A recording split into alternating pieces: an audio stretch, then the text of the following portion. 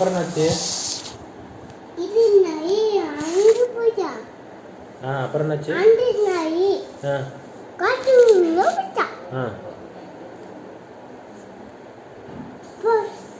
அப்புறம் என்னாச்சு? காக்கா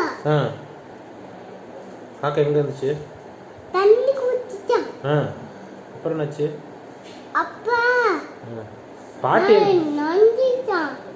நைண்டா. ஃபர்ஸ்ட் பாட்டி என்ன பண்ணாங்க? நந்திச்சா. பாட்டி என்ன பண்ணாங்கடா?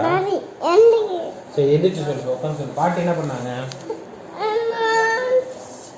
பாட்டி என்ன பண்ணாங்க? அப்பா சொல்ற போ. பாட்டி வடை சுட்டாங்கன்னு சொல்லவே இல்லை. அப்புறம் என்னாச்சு?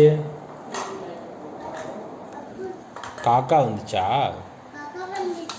அப்புறம் என்னாச்சு? அப்புறம் என்னாச்சு?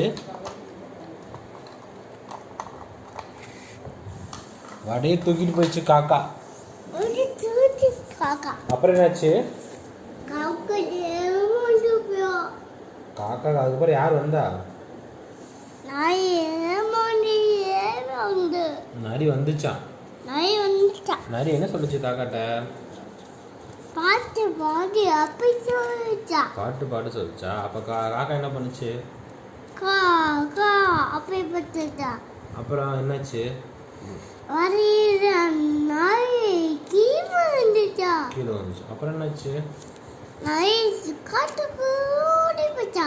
காட்டுக்குள்ள ஓடி போச்சா. அப்புறம் காக்கா என்னாச்சு? காக்கா ஏமாத்தி போய்.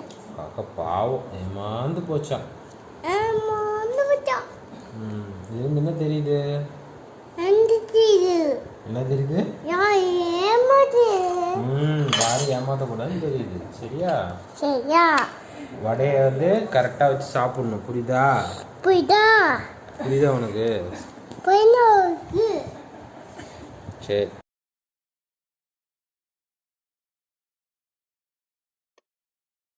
அந்த வடையும் காசும் ஒன்று. எப்படி காக்கா வந்து வடையை தூக்கிட்டு வந்துச்சோ அதே மாதிரி தான் நம்ம காசு சம்பாதிக்கிறோம். ஸோ வடை சம்பாதிக்கிறத விட அந்த வடையை வந்து இந்த மாதிரி நரிக்கிலேருந்து காப்பாற்றுறது தான் வெறும் நம்மளுக்கு பெரும் பாடாக இருக்குது. So keep your vada safe. வடையை பத்திரமா பார்த்துக்கோங்க. அவ்வளோதான், கதை முடிஞ்சுது.